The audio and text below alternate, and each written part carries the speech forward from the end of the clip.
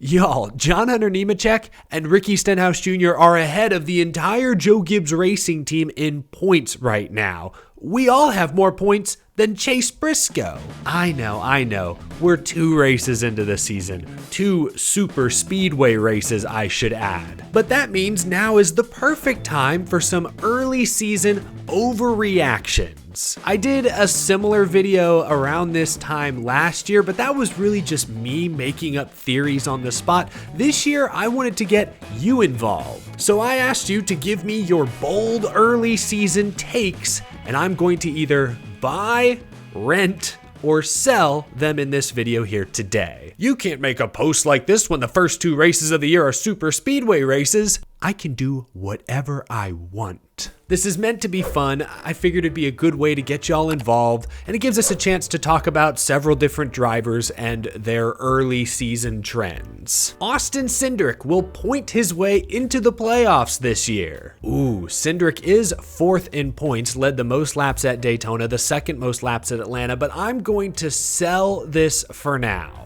Cindric has a career average finish of 19.5. His best average finish was his rookie year, 2022. He's not pointing his way into the playoffs. If he makes the playoffs, it's because he wins a race. Maybe one of the upcoming super speedway races, maybe a short flat oval, although even that's going to be more difficult with New Hampshire and Gateway now in the playoffs, not in the regular season. Maybe he could win a road course race, but if Cindric's going to point his way in, he needs to maximize weekends like this one. Circuit of the Americas is coming up. Cindric has 2 career top 10s at COTA.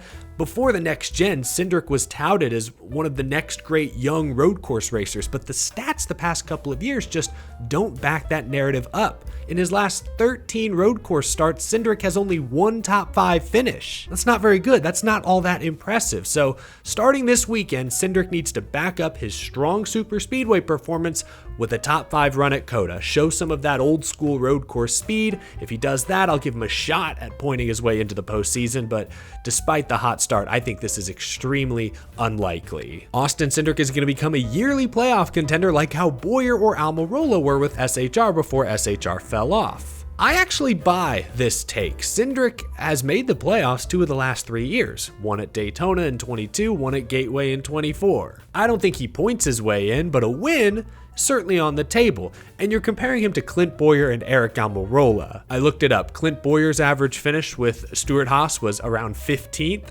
Eric Almirola's was 16.6. I mentioned Cindric's career average finish is 19th, so he's got some work to do, but he's within range. He can catch them for sure. He drives for Team Penske. They've won 3 straight Cup Series championships. He has the tools. He's entering year 4. Hopefully Cindric now has the experience to be a more consistent contender week in, week out, year out. So I'll actually buy this. I think Cindric is now on the verge of becoming a regular playoff threat. I'd buy Bubba's stats. Bubba entered this season in the healthiest headspace he's ever been, with a crew chief who's proactive instead of reactive. He should have a good year. I'm gonna rent this one. I mostly agree. Hey, I like Charles Deneke a ton. What he did with Christian Eckes the last 2 years in trucks was extremely impressive. I think it was time to move on from Booty Barker. 2311 made a good choice, I believe. And Bubba Wallace is off to a good start this year. Top 5 at Bowman Gray, won his dual race at Daytona, top 10 at Atlanta, earned more stage points than anyone. Hopefully that trend continues over the next few weeks, because typically Bubba Wallace starts slow and then finds his rhythm by the middle of the season, and if he wins, it comes in the fall. New crew chief, new outlook on life. Maybe this is the year Bubba Wallace and the 23 team fire off fast. Let's hope so. But I'm gonna rent this take for now because I want to see how he performs at Phoenix, Las Vegas, Homestead coming up here in the next few weeks. Larson is gonna win a number of races this season. Usually it takes at least 2 to 3 races before he gets in the groove. Maybe this one's a layup, but yeah, I buy that Kyle Larson is going to be very, very good this season. Shoot, the guy just won a stage at Atlanta. He ran top 5 at a super speedway. Watch out. In all seriousness though, Larson has averaged 5.75 wins per season since joining Hendrick Motorsports. So I think we can pencil Larson in for at least 4 wins this year. Would not surprise me if he ends up with 5 or 6. I'm worried about Ty Gibbs. I know he's not the best super speedway racer and he's in JGR equipment, but 29th in points after how last season ended has me a tad concerned.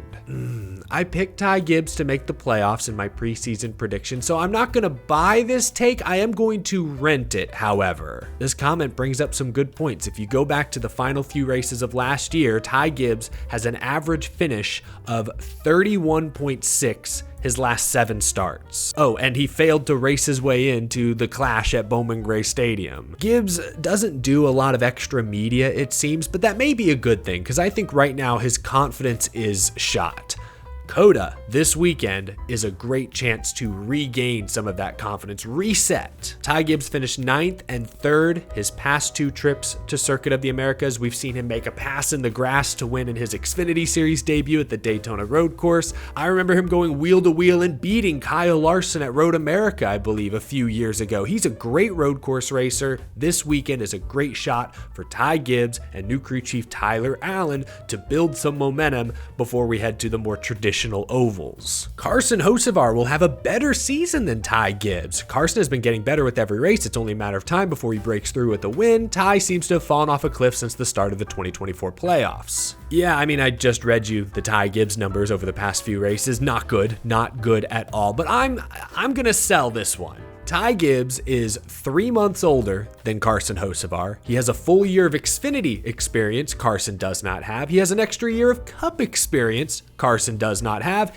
And he drives for Joe Gibbs Racing. Carson drives for Spire. I don't want to be a prisoner of the moment. Yes, Carson Hocevar was extremely impressive at Atlanta. We all know he's talented, uber aggressive, refuses to take no for an answer. But look at last year's head-to-head numbers. Carson had 6 top 10s, Ty Gibbs had 12. Carson had an average finish of 18.3, Ty Gibbs 17.4. Ty Gibbs led 400 laps.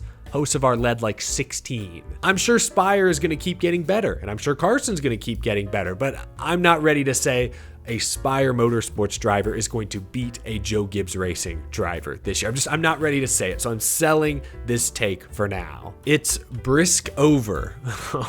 Hey, hang on. The appeal hasn't even been heard yet. And even if the 100-point penalty stands, that doesn't change Chase Briscoe's goal. Chase Briscoe's goal coming into this year and still is to win a race. Win your way into the playoffs. The 19 team has gone winless 2 of the last 3 years. Pressure is on Chase Briscoe to win, prove to everyone that Joe Gibbs Racing made the right choice, and the pressure's on his crew chief, James Small. Win a race and show everyone that they were right to keep you on board. And don't forget, Chase Briscoe's great at Darlington. He won the Southern 500 last year. He's also a pretty good short track racer.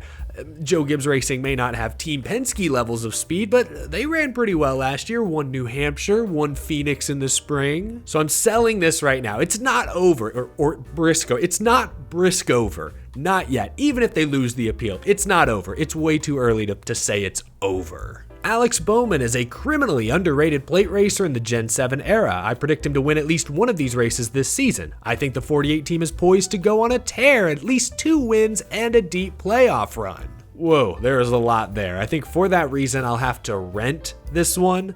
There's some that I might buy, but there's some in there I may sell. Like I buy that Bowman is an underrated super speedway racer. I don't think he's a great super speedway racer by any means. He hasn't won a super speedway race. And last year at the 6 super speedways, I think he led 6 laps total. I mean, it's okay. Second in the Daytona 500, that's good. The multiple wins prediction, I might sell that part of it. I have been pretty high on Alex Bowman since the end of last season, but I've talked more about his consistency. I'm asking him to win more races, lead more laps, dominate, but we haven't seen that version of Alex Bowman. I'm more focused on how consistent he is. If he makes the playoffs this year, it could be on points. Maybe they get a win somewhere. Shoot, last year he only won 1 race, didn't have many playoff points to his credit, and was still a DQ away from making a deep playoff run. He would have been in the round of 8. So the deep playoff run part I buy as well.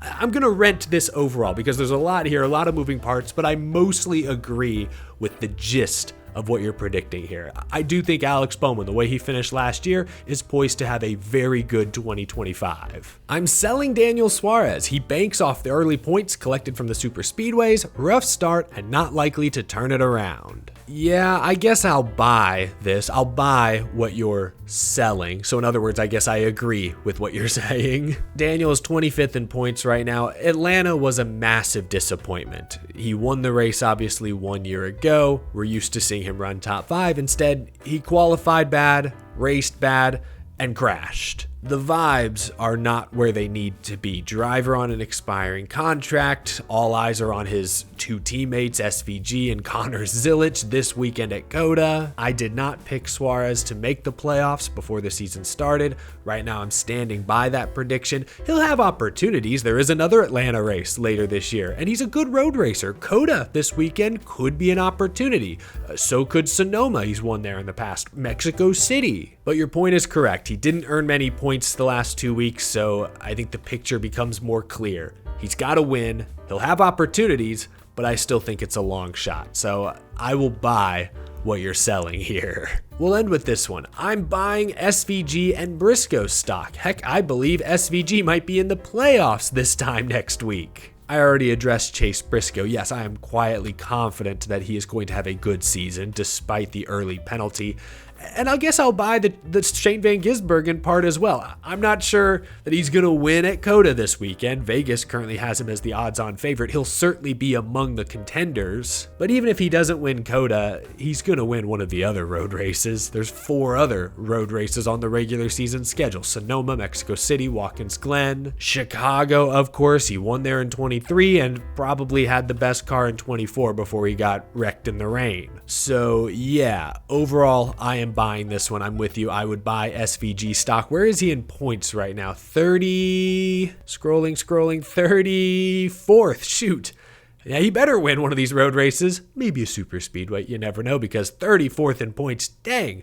Any hope of pointing your way into the playoffs may already be dashed. That's it, though. Those are some of my reactions to some of your bold early season overreactions. Let's go. This is all an overreaction. We're 2 races into the year. It's really all been super speedways. There's not a lot we can take away from what we've seen, but it makes for some fun, interesting conversation. Like, when else are we going to look up and see Cindric 4th in points, Nemechek 7th, Stenhouse 8th? Shoot, both the Dillon brothers are top 20 in points. That's not going to last forever. So this episode gives us an opportunity to have some fun conversations before the season really gets going. I hope you enjoyed. Leave a comment down below if you agree with any of the bold takes that we discussed this afternoon. We'll talk NASCAR news, rumors, and more in the next episode. Thanks for tuning in, folks. I'll catch you later.